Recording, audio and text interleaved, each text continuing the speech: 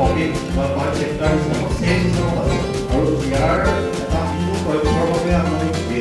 নতুন জ্ঞানটো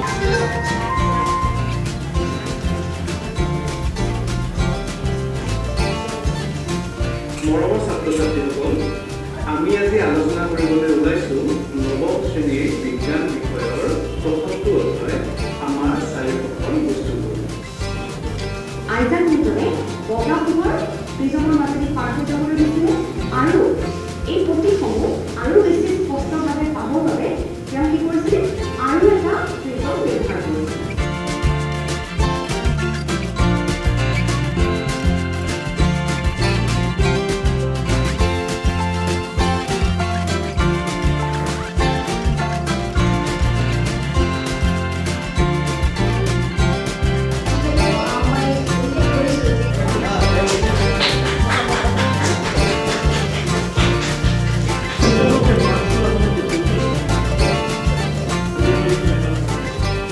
এতিয়া ডিজিটেল শিক্ষাৰ যুগ। আপোনালোকে সবেই জানে যে যিটো আগতে এটা বস্তু আছিলে যে আপুনি এটা যদি কৌশল শিকে তেতিয়াহ'লে সেই কৌশলটোৰ জীৱন 30 বছৰ, কিন্তু আজিকালিৰ এটা কৌশল যদি শিকে, এটা টেকনিক যদি আপুনি জানে, তেতিয়াহ'লে তাৰ লাইফটো এভাৰেজ লাইফটো 6 বছৰ মাত্ৰ। চ' আমি যেতিয়া ভৱিষ্যত জীৱনত আপুনি কাম এটালৈ আগবাঢ়িব, এটা সাধাৰণ উদাহৰণ কওঁ, গাড়ী এখন, আগতে গাড়ীখনত হয় ফ্ল'ৰত গিয়াৰ নহবা হাতত গিয়াৰ, তাতেই সীমাবদ্ধ আছিলে। আজি 12-14 চনৰ পিছৰ পৰা গাড়ীবিলাকত চিন্তা কৰি চাওকচোন, এতিয়া ক্লাছটোৱে নাই। চ' ড্ৰাইভাৰ এজন যোনে 20 বছৰ আগতে গাড়ী শিকি পেলাই তেওঁ যদি নিজকে ইম্প্ৰুভ কৰা নাছিলে, তেতিয়াহ'লে আজি গাড়ীখনত বহাই দিলে তেওঁ চলাবই নোৱাৰিব। চ' আপুনি নিজৰ বৃত্তিত থাকোঁতেও নিজকে ইম্প্ৰুভ কৰি গৈ থাকিব লাগিব। সেইটো তেতিয়াহে সম্ভৱ যেতিয়া আপুনি ডিজিটেলি কৰিব, কাৰণ আপুনি কামৰ পৰা গৈ পেলাইতো সদায় কলেজত পঢ়িব, এইটোতো সম্ভৱ নহয়। চ' ডিজিটেল লাৰ্ণিংটো, লাৰ্ণিংটো এতিয়া আমাৰ জীৱনৰ এটা অংগলৈ ৰূপান্তৰিত হৈছে। যদি আমাৰ ছাত্ৰ ছাত্ৰীসকলে এতিয়াৰ পৰাই আমাৰ তৈয়াৰ হৈ নাযায়, যদি এতিয়াৰ পৰাই ডিজিটেল শিক্ষাৰ কেনেকৈ ল'ব লাগে সেইটো এতিয়াৰ পৰাই তৈয়াৰ হৈ নাযায়, ভৱিষ্যত জীৱনত তেখেতসকলে অসুবিধাৰ সন্মুখীন হ'ব। আমি ঘৰবিলাকত দেখোঁ যে মা দেউতাহঁতে বা আমাৰ ককা আইতাহঁতে টিভিটো যিমান কমফৰ্টেবলি চলায়, 6-7 বছৰীয়া শিশুটোৱে তাতকৈ সোনকালে চলাই দিব পাৰে। সিহঁতে বহুত বেছি ভিতৰৰ কথা জানে। সেইটো জানাৰ এটাই কাৰণ যে সিহঁতে সৰুৰ পৰাই এক্সপ'জাৰটো পাইছে, সেইটো দেখা পাইছে। চ' ছেইম বস্তুটো ডিজিটেল শিক্ষাৰ ক্ষেত্ৰতো হ'ব লাগিব। এইটোৰ প্ৰথম আৰম্ভণি লোৱাৰ পিছত যেতিয়া ইংৰাজী মাধ্যমৰ কাৰণে বহুত ব্যক্তিগত প্ৰতিষ্ঠানে ডিজিটেল শিক্ষাটো আৰম্ভ কৰিলে, বহুত ডাঙৰ লেভেলত আৰম্ভ কৰিলে, কিন্তু ইংৰাজী আৰু তাৰ পিছতেই দ্বিতীয় হিন্দীত অলপ দূৰলৈকে আগবাঢ়িলে, তাৰপিছত কিন্তু ৰখি গ'ল। আমাৰ যিখিনি ল'ৰা ছোৱালীয়ে আমি বিচাৰোঁ মাতৃভাষাটো উন্নতি হওক, অসমীয়াত পঢ়ক, বড়োত পঢ়ক, বেংগলীত পঢ়ক, হিন্দীত পঢ়ক, কিন্তু যোনে পঢ়ি আছে তেওঁলোকৰ কাৰণে শিক্ষা গ্ৰহণৰ এটা প্লেটফৰ্ম আমি দিব পৰা নাছিল। দ্বিতীয়তে ৰিজনেল যিবোৰ মাতৃভাষাৰ স্কুলবিলাক আমাৰ অকণমান ইণ্টেৰিয়ৰ জেগাতো আছে, গাঁও অঞ্চলতো আছে, তাত আকৌ অনলাইনটো লৈ যোৱাৰ লগে লগে ইণ্টাৰনেটটো সমস্যা সৃষ্টি হৈ যায়, কাৰণ অনবৰতে ইণ্টাৰনেট নাথাকে, পইচা দিলেও নাথাকে, পইচাৰ সমস্যাটো আছে কিন্তু ইণ্টাৰনেটটোও নাথাকে। এই গোটেইকেইটা সমস্যা যে আপুনি মাতৃভাষাত যাতে পঢ়িব পাৰে, আপোনাৰ ইণ্টাৰনেটটোৰ যাতে অসুবিধা নহয় সেইটো, আৰু পইচাৰ কাৰণে যাতে পঢ়াটো ৰখি নাথাকে, এই তিনিটা বস্তুক উদ্দেশ্য কৰি আমি জ্ঞান স্ৰোতটো আৰম্ভ কৰিলোঁ। আৰু অকল অসমতে নহয়, আমি দেখিলোঁ যে সৰ্বভাৰতীয় প্ৰত্যেকখন ৰাজ্যতেই এনেকুৱা সমস্যাটো আছেই। চ' আমি 9টা ৰিজনেল ভাষা দি পেলাই চাউথৰ ভাষাকেইটাৰ ওচৰ আমি এতিয়াও পোৱাগৈ নাই। তাৰ বাহিৰে যিখিনি ৰাজ্যত যিমানখিনি ভাষা হৈ আছে আমি সকলো মাধ্যমতে বনাবলৈ আৰম্ভ কৰিলোঁ জ্ঞান স্ৰোতৰ পেকেজটো। ইয়াত অকল ভাষাটোৱেই নহয়, ইয়াত চিলেবাছবিলাকো বেলেগ বেলেগ। ৱেষ্ট বেংগলৰ কাৰণে বেংগলৰ চিলেবাছ, অসমৰ কাৰণে অসমৰ চিলেবাছ, ত্ৰিপুৰাৰ কাৰণে ত্ৰিপুৰা, বঙালী হ'লেও বেলেগ বেলেগ। হিন্দীটো আকৌ 3টা ধৰণত কৰোৱা হৈছে। বিহাৰৰ ফালে কোৱা হিন্দীৰ ধৰণটো, আপোনাৰ হাৰিয়ানাৰ ফালে কোৱা হিন্দীৰ ধৰণটো, আৰু ইউপিত কোৱা হিন্দীৰ ধৰণটো বেলেগ। চ' হিন্দীটো চিলেবাছো বেলেগ আৰু তাত কোৱাৰ ধৰণটোও বেলেগ। এটা একদম সাধাৰণ উদাহৰণ কওঁ, অসমত ফল এটাৰ পটককৈ উদাহৰণ দিলে আমি কল বুলি কওঁ, সেইটো মহাৰাষ্ট্ৰত সুমথিৰা কমলা অৰেঞ্জ কয়, কাৰণ তাত বেছি হয়। হিমাচলত সেইটো শিক্ষকসকলে আপেল বুলি কয়।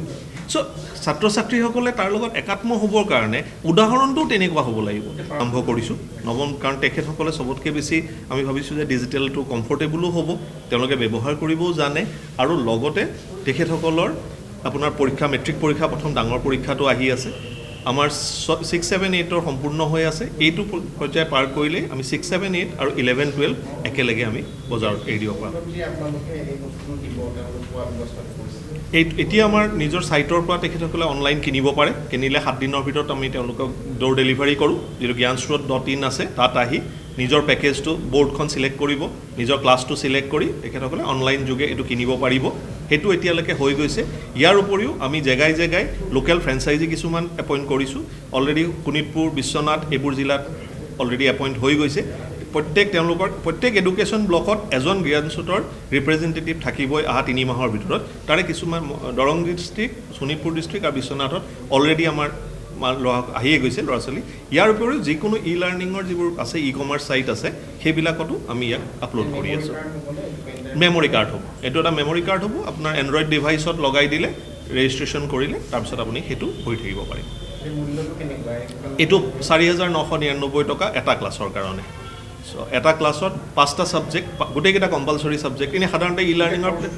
গোটেই কোৰ্চটো থাকে এনেই লাৰ্ণিঙৰ আপুনি প্লেটফৰ্মবিলাক যদি ব্ৰাউজ কৰে তেতিয়াহ'লে অংক বিজ্ঞান সমাজ বিজ্ঞান আৰু নহ'বা অংক বিজ্ঞান আৰু ইংৰাজী এই দুটা কম্বিনেশ্যনতে পাব অসমীয়া ব্যাকৰণ ইংৰাজী ব্যাকৰণ সমাজ অধ্যয়ন গোটেইখিনি আৰু অকল সেইটোৱে নহয় ইয়াৰ লগত আপুনি এখন 9,000 শব্দ থকা এখন টকিং ডিক্সনেৰী পাব বা মেথছৰ কাৰণে বেলেগ এটা স্পেচিয়েলকৈ এপ পাব ইংৰাজী ক'বৰ কাৰণে অসমীয়া মাধ্যমৰ ল'ৰা ছোৱালী বা বড়ো মাধ্যমৰ ল'ৰা ছোৱালীয়ে ইংৰাজী ক'বলৈ শিকিবৰ কাৰণে একদম সহজভাৱে ঠিক অৰ্থত স্পকেন ইংলিছ বুলি ক'লেও এইটো অলপ বেয়া হয় কাৰণ তাত আমি এনেকুৱাও কৰি দিছোঁ যে মোৰ নাম Aditya my name is Aditya মতাকাৰে মা হচৈ দন্তীয়া নতাকাৰে নেম যাতে এটলিষ্ট এটা লেভেললৈকে ইংৰাজী ক'বলৈ শিকি আহক আমাৰ গাঁৱৰ পৰা যেতিয়া গুৱাহাটীলৈ পঢ়িবলৈ আহিব বা ডাঙৰ জেগালৈ যাব আকৌ হায়াৰ ছেকেণ্ডেৰী পোৱাৰ লগে লগে আমাৰ কি হয় আমি ইংৰাজীত পঢ়িব লগা হয় বা ডিগ্ৰীতটো লাগেই শব্দৰ লৈ পেলাই আমাৰ প্ৰব্লেম হৈ যায় পত্ৰহৰিত কণা বুলি গোটেই জীৱ 10ম শ্ৰেণীলৈকে পঢ়ি ক্ল'ৰফিল বুলি কৈ দিয়াৰ লগে লগে আমি বুজি নোপোৱা হৈ যাওঁ চ' শব্দটো কৈছোঁ অসমীয়া শব্দটো দিয়া হৈছে তাৰ লগতে আকৌ সি প্ৰনাউন্সো কৰি দিয়ে যাতে শিকি পেলাই আমি নিজকে তৈয়াৰ হৈ যাব পাৰোঁ চ' এই গোটেইখিনি পেকেজ হিচাপে লৈ মেমৰি কাৰ্ডখনৰ সৈতে আপোনাৰ 5,000 টকা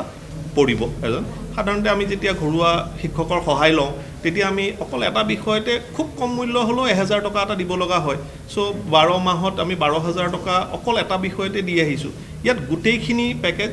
আপোনাৰ 5,000 টকাৰ ভিতৰত উপলব্ধ হৈ যাব শিক্ষা